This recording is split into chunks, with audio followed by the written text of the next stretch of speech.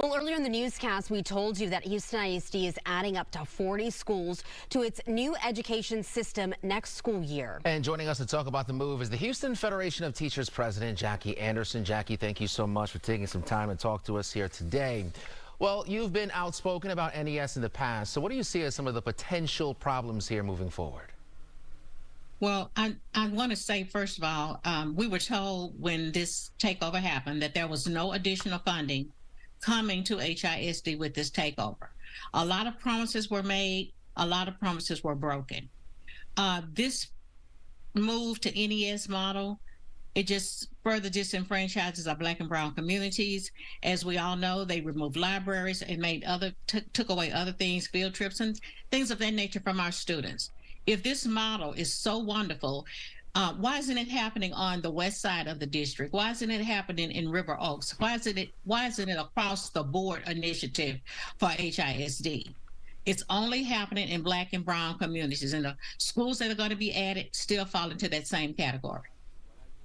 And we know that the biggest concern is what the students will have when it comes to the impact. And so what do you think is the long-term impact for students? I don't see anything happening that's going to improve student outcomes. I know that many teachers, some of the teachers that Mr. Miles has hired here, seem to think that it's the best thing since sliced bread, but what else do they know? They were hired by him. Some teachers here who were here when he came that have spoken out have been removed. So a lot of times people are just afraid to speak out. People have come to the board meetings and expressed that the curriculum, which by the way we heard was being in NES schools, is lower, on a lower level, grade level than the students are. So of course they will look better in the outcome. But at the same time, how is that helping students? So a lot of promises, a lot of questions, yet to be answered. We have not seen any type of research or data that supports this model, and we're still asking those questions. Now, teachers, obviously a very important part of this conversation as well. So what do you think about the proficiency screenings that teachers at these NES schools will have to go through? I would like to see those screenings before I speak to that.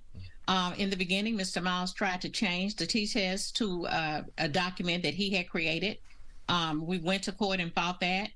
Now with this DOI, I'm sure he will come back and try to implement his particular model. We need to see it. Teachers need to know what is going on and what they will be judged by. All right, Jackie Anderson, thank you so much for taking the time to speak with us this afternoon. Thank you so much.